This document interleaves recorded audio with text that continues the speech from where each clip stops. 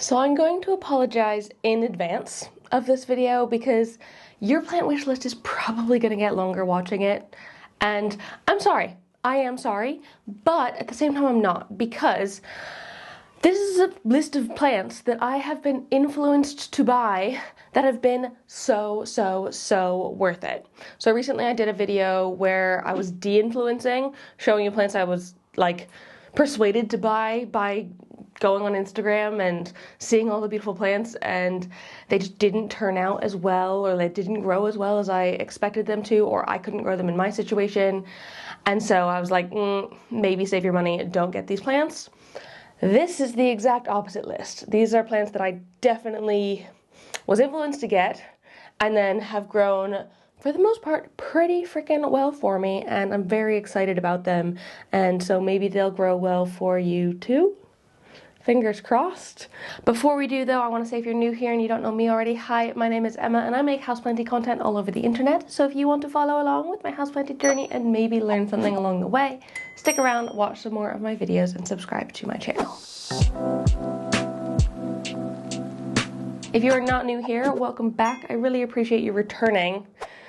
Now let's get to this list. So I've got 10 plants on here that I was influenced to get through Instagram, sometimes through specific people. So first off, this is not necessarily the best one of these I have, but it's the one that's small enough for me to hold in frame, and I'm too lazy to like go get my bigger ones.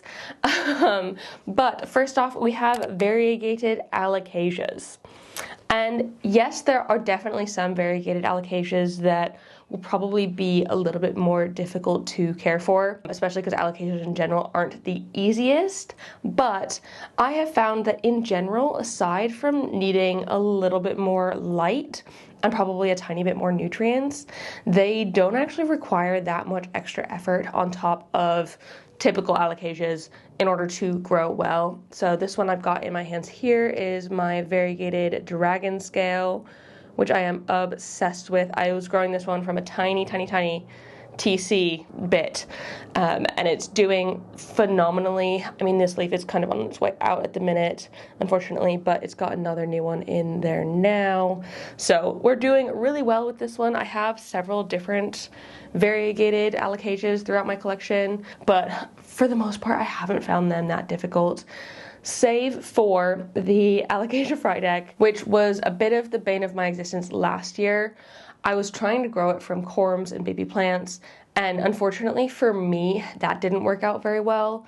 So the only way I've been able to grow the variegated frydek was in a large plant. I got some like mature corms, not necessarily corms. I feel like they were mature, like adolescent plants. They're not like big, but they weren't tiny babies. And so I got some of those from some friends at plant swaps and stuff. And those were what I was able to grow into my big, beautiful plant, which I'm absolutely obsessed with now. I don't know why I couldn't do babies, but it just was not happening for me. And so I gave up on those and moved on to mature ones. And so that's okay. You can just get more mature plants, and then it's just easier in general. So I absolutely love my variegated alocasias. I am so glad that they are on trend at the minute, and I definitely think I will be getting more in the future. That is not going to change. I was influenced online, and I am so glad I was. Also, for some of these, I don't actually have them to hold in my hands because they're a little bit big, and I don't feel like taking them out of their spots. This next one, you can kind of see in this frame actually, is my monstera Thai constellation. So many people have been influenced to get the Thai con, and I think it has been so worth it for me. I absolutely love mine. This is the biggest I've ever been able to get a monstera to grow, and it's actually got a new leaf in there right now with my first secondary fenestration, like that I've grown in a leaf that was on a plant that didn't have one before I got it.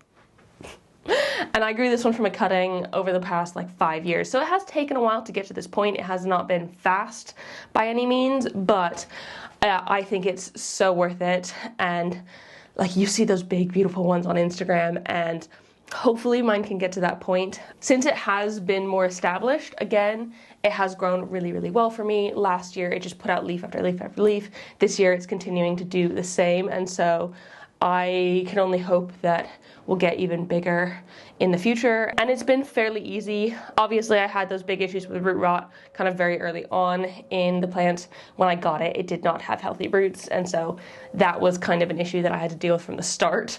But I wouldn't say that was my fault, and I wouldn't say that that's to do with the plant necessarily, though they are a little bit prone to root rot, so just beware. Just beware, but aside from that, they're really chill. Just don't overwater them, and you should be absolutely fine. Up next, we have the Euphorbia lactea white ghost. Lactea? I never know how to say it. I'm sorry. Whatever. The white ghost. And oh my god, I don't know where I saw this for the first time, probably on Instagram, but I have always not necessarily done very well with cacti and succulents. They've not been my best sort of genus area of plants, and so I wasn't necessarily expecting this one to do so well in my home, but holy cow, y'all, I am obsessed with this plant, and it has grown phenomenally for me, and not even in like natural light. It's just in front of a Pianta grow bulb at the minute, and it is just it's growing like crazy. I'm pretty sure when I got it, it was probably about that tall. And since I've had it, it's grown all of these sort of side arms. It's grown bigger and bigger and has just gone absolutely crazy. And I am obsessed with this one. I think it looks so cool. I don't even mind the spots that are a little bit more green in there. I think they are very beautiful. And it's just like such a low maintenance one. I like literally don't worry about this one at all. Only give it water every now and then. In fact, I probably could give it water pretty soon. I might even need to pot it a bit lower because it is a little bit wobbly in here, and you can see it's growing towards the light a little bit, so I need to maybe try and straighten that out a bit. But it is just one of the easiest growers, and I'm so glad that that's been the case, because I was definitely not expecting it to grow well. I've killed cacti and succulents. That's probably one of the genuses I've killed the most of, and so having this one and not having to worry about it in the slightest and have it still grow absolutely crazy, so worth it. And I would highly recommend it to like almost any other plant parent, because they are so cool. They are still a little bit more on the expensive side. I mean, a lot of these plants aren't necessarily cheap or easy to find, but if you can get your hands on one on a deal or something, I highly recommend pretty much all of them, or even at a swap. Swaps are great places to get new plants and to try new things, especially if you're like unsure whether or not you can take care of it. Swaps are the best. So, oh my gosh, I nearly just hit myself in the face with a cactus. That would have been bad. Like normally I hit myself in the face with leaves and it's fine. With a cactus, ow. I'm glad I didn't do that. I'm gonna put this down now before I hurt myself. Okay, this next one, I directly saw one of my friends slash fellow plant content creator, influencer people get one, and literally before I even finished watching the reel, I knew I needed to have one in my life. The variegated pellionia repens. I am obsessed with this one. I did just do a care video on this one, so if you're curious about care on it, I found it actually really easy. Besides being extremely thirsty, it is very easy to take care of.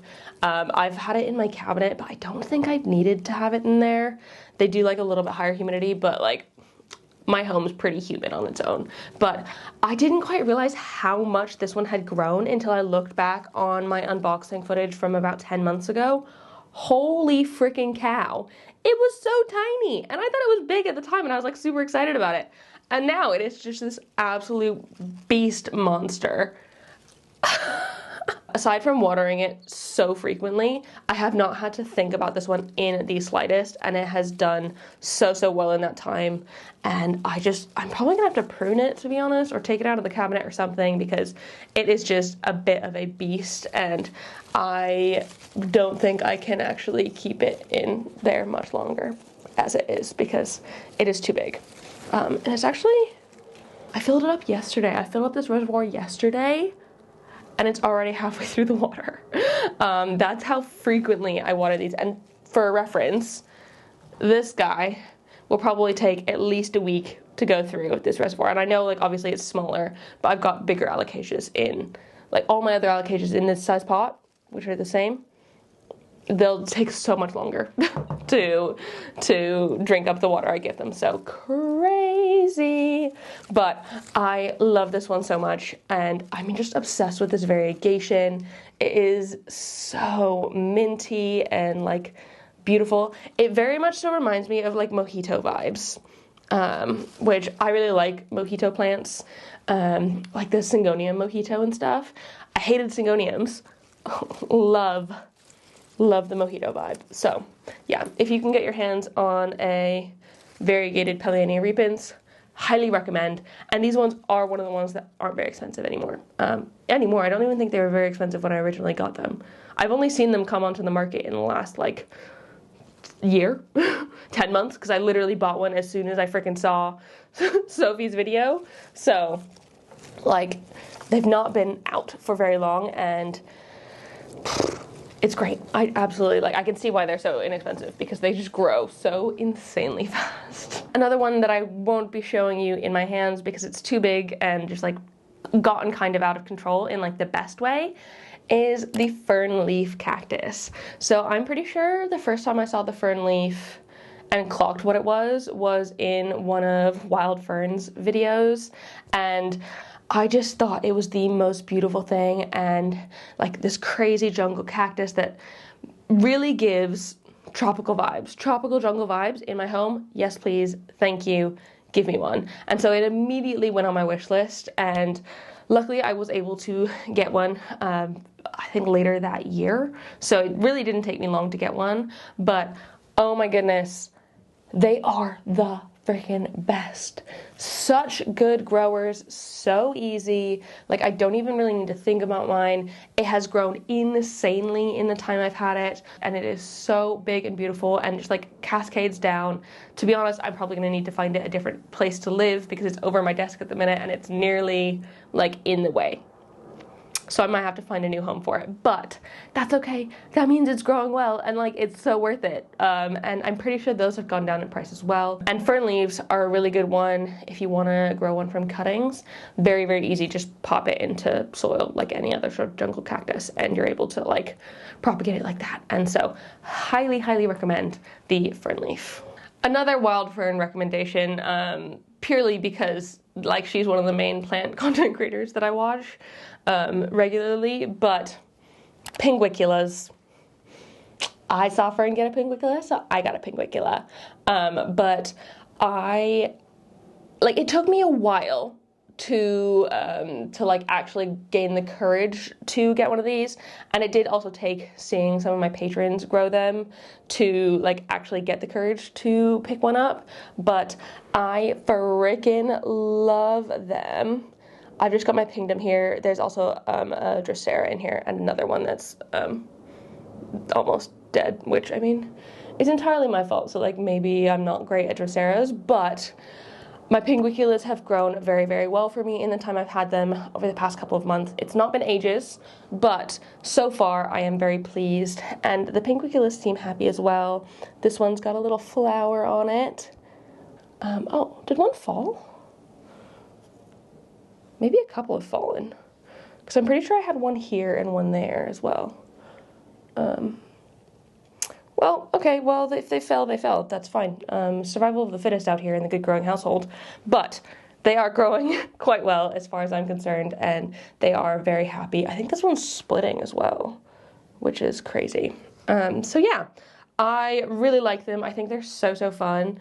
They've not been catching tons of fungus gnats, but like that's not why I got them. It's just a bonus that they are predator plants. But also, if they don't catch fungus gnats, do I need to feed them? I should probably do more research, because I don't think you can like feed them normal plant food.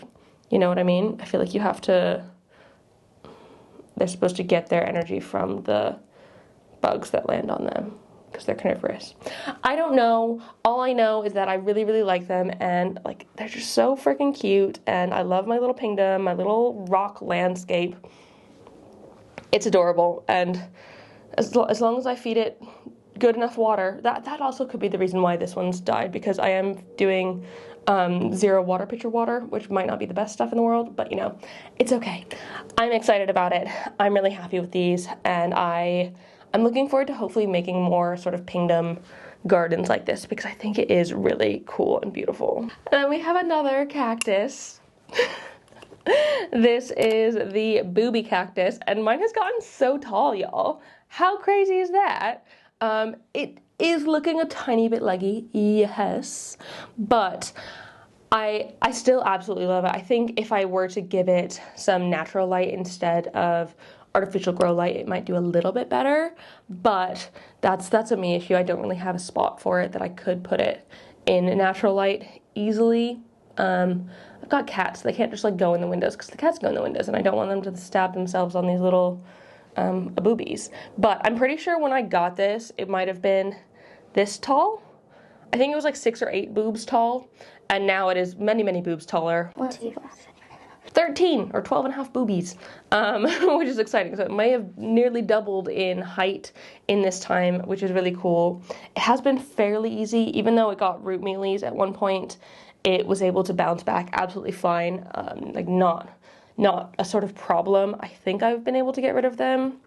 I'm not going to pull it out at the minute, but I think I've been able to get rid of them. It has just been a fairly easy one. I literally never, ever, ever think about this one or worry about this one. Not in a bad way. But I never have to worry about it. It just does its own thing and continues growing. And maybe it's just part of the itty bitty titty committee. Because, like, it's got little ones. And that's okay. Little boobs are beautiful too. They don't all have to be these, like, massive jugs down here. They can be itty bitty as well. That's me justifying letting it grow a little bit leggy, but you know, it's fine. I think it's definitely worth it. They're definitely not easy to find, but if you can get your hands on one, highly recommend because they are so cool. Another one that I'm not going to grab because it is so big is my anthurium pallidiflorum. I was obsessed with these cool, beautiful, strappy velvet anthuriums online, seeing them. Oh, and like I knew I absolutely wanted one, and as soon as I got one, I have found that it is the easiest anthurium in my collection, which is like huge to say because I feel like anthuriums in general can be kind of picky, especially with humidity and stuff like that, but my pallidiflorum has been so chill. It's just always been out in ambient, like, room humidity, which given mine is a little bit high, so like 50 plus humidity at all times, but like it doesn't need like cabinet conditions. It doesn't get all crispy and stuff like my other sort of anthuriums get. My war quantum in there is getting crispy as well. It doesn't need as much water as I've noticed that my other anthuriums have needed. It's not getting exceptional light or anything. It does get grow light, so it does have something to grow, but it has just been growing so well for me. The leaves have gone from like this length probably to this length or longer, I think 70, 80 centimeters now, which is fantastic. And it has been one of the easiest anthuriums ever. Again, I'd never have to worry about it. And that's one of the signs of a good plant in my experience, in my preference at least. If I don't have to worry about it, that's what I want, because I can't be worrying about all 200 of my houseplants at the same time, because that's just too stressful. So if I can have something that grows well, is beautiful, and I don't need to stress about constantly, it's for me, and the pallidiflorum is 1000% worth it. Also, have you seen Claire's pallidiflorum? I'll see if I can get her to send me a video, because I'm pretty sure it's got leaves nearly the height of me. Insanity. But like gorgeous insanity. So maybe one day I can grow mine that big. Fingers freaking crossed.